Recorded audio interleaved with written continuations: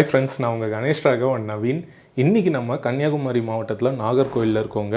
இங்கேருந்து நம்ம மண்டைக்காடு பகவதி அம்மன் கோயிலுக்கு போக போகிறோம். ரொம்ப விசேஷமான ரொம்ப ஃபேமஸான கோயில் தமிழ்நாட்டில்.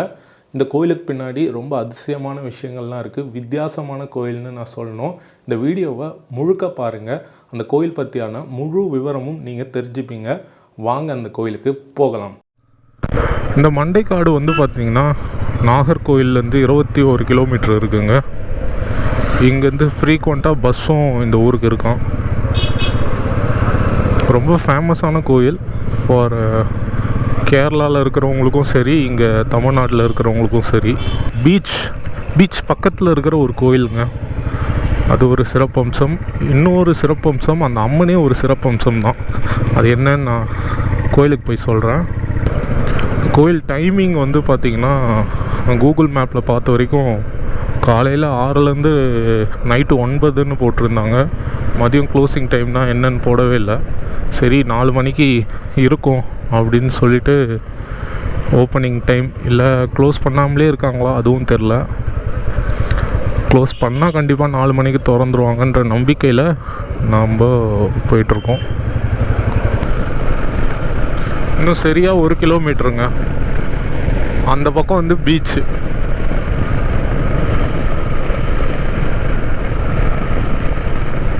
இந்த தென்னந்தோப்பு இருக்குது பார்த்தீங்களா, இதுக்கு அந்த பக்கம் பீச்சு, இந்த பக்கம் ஊர். மண்டைக்காடு வந்துட்டோம். இதுவோ கோயில்? இதான் கோயிலா?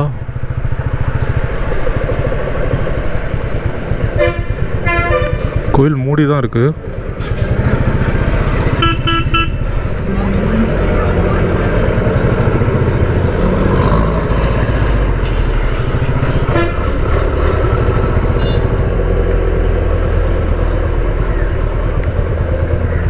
மண்டைக்காடு பகவதி அம்மன் கோவில் ரொம்ப பிரசித்தி பெற்ற கோவிலுங்க. உலக புகழ்பெற்ற கோயில்னு சொல்லணும். இங்கே கேரள மக்கள், தமிழ்நாட்டு மக்கள்னு நிறைய பேர் இந்த கோயிலுக்கு வராங்க.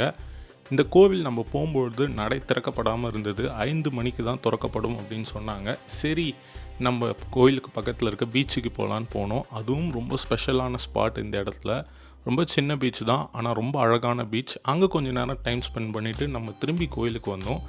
இந்த ஊர் பற்றியான சிறப்பான தகவல்கள் என்ன அப்படின்னு கேட்டிங்கன்னா, மந்தைக்காடு அப்படின்றது மருவி மண்டைக்காடாக மாறி இருக்குங்க. இங்கே இப்போது தென்னை மர காடு மாதிரி காட்சி தர்ற இந்த மண்டைக்காடு பிற்காலத்தில் பனைக்காடாக இருந்திருக்கு. இப்போ தென்னை மரங்கள் இங்கே நிறைய இருக்குது. இந்த கோவில் சிறப்பம்சம் என்னென்ன அப்படின்னு சொல்லிட்டு கேட்டிங்கன்னா, இந்த கோவில் ஒரு கேரள கட்டடக்கலையில் தான் இருக்குது. அது மட்டும் இல்லாமல் இந்த கோவிலில் விநாயகர் சன்னதி, பைரவர் சன்னதி, நாகர்கள் சன்னதி இருக்குது. பைரவர் இங்கே அம்மனுக்கு காவல் தெய்வமாக இருக்காரு. இங்கே இந்த கோவிலில் சிறப்பம்சம் என்ன அப்படின்னு கேட்டிங்கன்னா, இந்த அம்மன் தான். இந்த அம்மன் 15 அடி உயரம் உள்ள புற்று தான் இங்கே அம்மனாக இருக்காங்க. சந்தன காப்பிட்டு இருப்பாங்க. அது கீழே வெள்ளி கவசமிட்டும் அம்மன் இருப்பாங்க. 15 அடி உயரம் உள்ள புற்று, கூரைய முற்ற அளவுக்கு உயரமாக இங்கே அம்மன் இருப்பாங்க. அந்த புற்று இருக்கும். தினமும் அபிஷேகம் நடக்குது. இந்த புற்று மண் தான் இங்கே பிரசாதமாக அளிக்கப்படுது. அது மட்டும் இல்லாமல் இந்த புற்றுக்குள்ள நாகங்கள் வசிப்பதில்லை அப்படின்னு சொல்கிறாங்க. இன்னும் இந்த கோயிலுடைய சிறப்பம்சங்கள் என்னென்ன இருக்கு அப்படின்னு கேட்டீங்கன்னா, இந்த கோவில் பெண்களின் சபரிமலை அப்படின்னு அழைக்கப்படுது. இங்க மாசி மாசம் நடக்கிற கோடை திருவிழாவுக்கு பெண்கள் மாலையிட்டு விரதம் இருந்து இருமுடி கடி இந்த அம்மனை தரிசனம் பண்றாங்க. அது மட்டும் இல்லாம இன்னும் நிறைய சிறப்பம்சங்கள் இந்த கோயில்ல நீங்க பார்க்கலாம். பல வேண்டுதல்கள் இந்த கோயில்ல இருக்கு. இங்க பாருங்க, தொட்டிலாம் பாருங்களேன். நம்ம ஊர்லலாம் குச்சி மாதிரி 4 தொங்க விட்டுருவாங்க. இவங்க உண்மையாலே தொட்டில் மாதிரி அழகா இல்லை, மரத்தில் ஸ்ட்ராங்காக செஞ்சுருக்காங்க. உண்மையாலே தொட்டில் மாதிரியே இருக்குது பாருங்கள். அதில் போட்டுட்டு அதில் ரெட் கலர் துணி வேறு வச்சுருக்காங்க பாரு. இல்லை, அது விழுந்திருக்கும் மரத்தோடைய இலை. ஆனால் ரெட் கலர் துணி வேறு வச்சுருக்காங்க பாரு. சூப்பர்.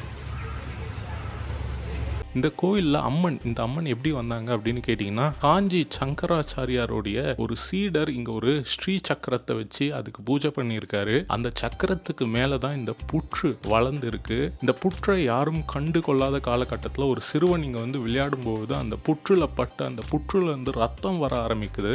அந்த ஒரு விஷயத்த ஊர் மக்கள் கிட்ட சொல்ல ஊர் மக்கள் மார்த்தாண்டவர்மர் இந்த கேரளா நாட்டோடைய ராஜா கிட்ட சொல்றாங்க. அவர் இங்க வந்து ஒரு குடில் அமைச்சு இங்க வழிபாடு நடத்த ஆரம்பிச்சிருக்காரு. காலப்போக்கில் இந்த கோயில் பிரபலம் அடைஞ்சு இங்க நிறைய பக்தர்கள் இந்த அம்மனை வணங்க வந்துட்டாங்க. ரொம்ப சக்தி வாய்ந்த அம்மனா இந்த அம்மன் கருதப்படுறாங்க. அவங்களுக்கு முன்னாடி ஒரு திண்ணை மாதிரி 4 தூண்களோட இருக்கு. அங்க மக்கள் அமர்ந்து ரொம்ப ஓய்வா அமர்ந்து எந்த ஒரு பதட்டமும் இல்லாமல் அவசரம் இல்லாமல் இந்த அம்மனை அழகாக உட்காந்து தரிசனம் பண்ணிட்டு இருக்காங்க. இந்த கோயிலுக்கு வெளியே இருந்து கூட இந்த அம்மனை தரிசனம் பண்ணலாம். அந்த அளவுக்கு இந்த அம்மன் ரொம்ப பிரம்மாண்டமாக இருப்பாங்க. ஃப்ரெண்ட்ஸ், பார்த்துருப்பீங்க மண்டைக்காடு பகவதி அம்மன் திருக்கோயில். இங்கே புற்று தான், இந்த 15 அடி புற்று தாங்க அம்மனே. ஒரு கவசம் இட்டு ஒரு அம்மன் வந்து அமர்ந்த கோலத்தில் கீழே இருப்பாங்க. மேலே அந்த புத்துலேயே வந்து ஒரு அலங்காரம் பண்ணி இன்னொரு அம்மனுடைய முகம் இருக்கும். ரொம்ப அற்புதமான திருக்கோயில். இங்கே வந்து சக்கரம், அந்த ஸ்ரீ சக்கரம்ன்றது வந்து இங்கே இந்த புற்று கடியில் இருக்குது.